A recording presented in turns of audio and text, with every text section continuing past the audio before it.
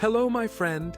Today, our journey explores the fascinating world of poultry farming, uncovering a tale of two vastly different philosophies from opposite ends of the globe. First, we will travel to Russia, where the historic love for duck and goose has given rise to a highly industrialized, technologically advanced system designed for magnificent scale and efficiency. Then, we will journey to the verdant, rugged hillsides of Southeast Asia, where a more natural, free-range approach to chicken farming is meeting the modern demand for quality and tradition.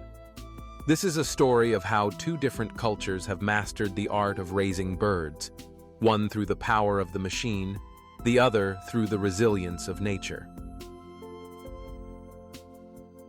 Our first chapter unfolds in Russia, where waterfowl have been a cherished part of the culinary landscape for centuries.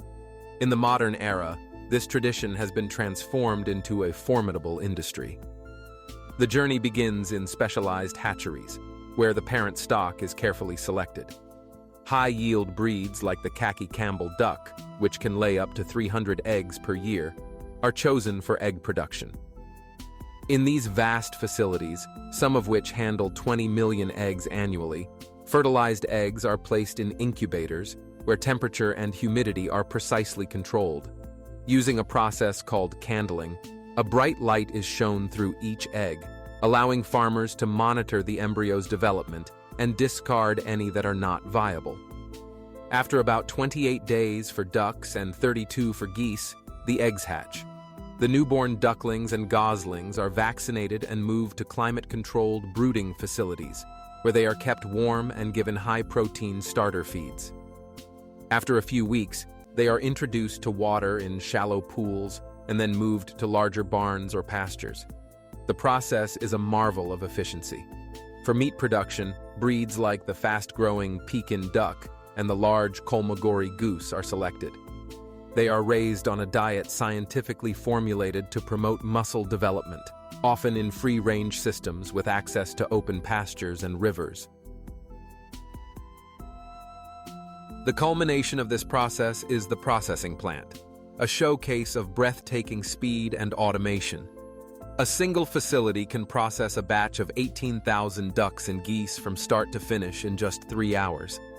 The birds are humanely stunned, then moved along a conveyor system where they are scalded in hot water to loosen their feathers before being mechanically plucked.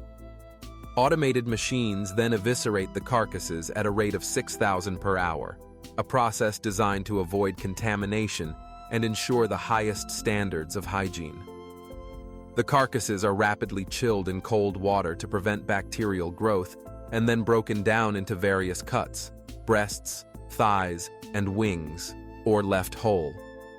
These products are then vacuum sealed, labeled, and shipped to domestic and international markets, a testament to Russia's mastery of large-scale, industrial poultry production.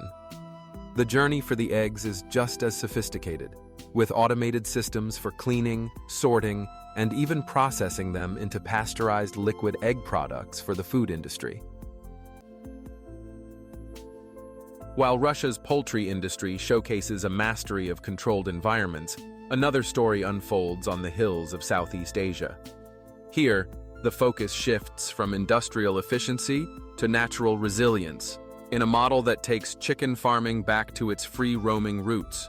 This is not the backyard farming of the past, but a scaled-up version designed to meet a growing consumer demand for chicken with the tough, flavorful meat that only a life of activity can produce.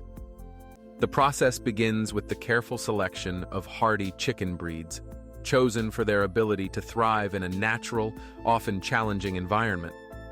The day-old chicks are first brought to the farm and placed in simple but sturdy barns.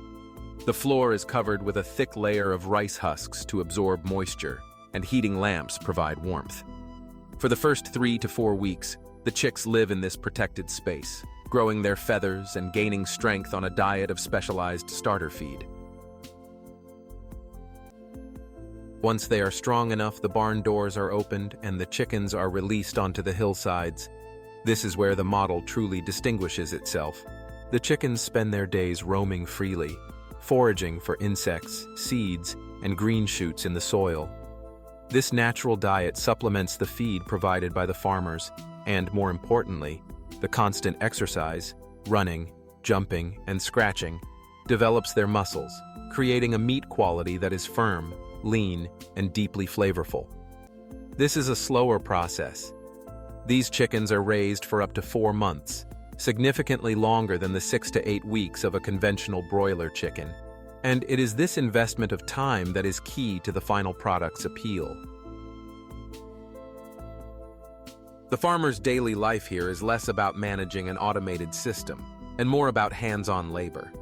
They provide 2 main meals a day, often a mixture of commercial bran and homegrown ingredients.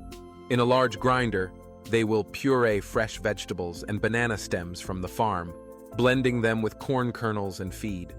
This not only reduces costs, but also adds fresh nutrients to the chicken's diet. At night, the flock returns to the simple barns, which are built to protect them from wind, rain, and nocturnal predators. For the hens, egg-laying is a natural process, and they are typically replaced after their first few years when production begins to decline.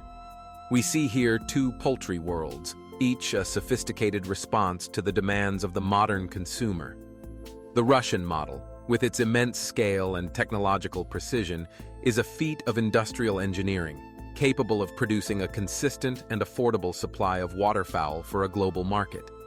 The Southeast Asian hill farming model, with its emphasis on a natural environment and a slower, more traditional pace, produces a premium product prized for its superior taste and texture.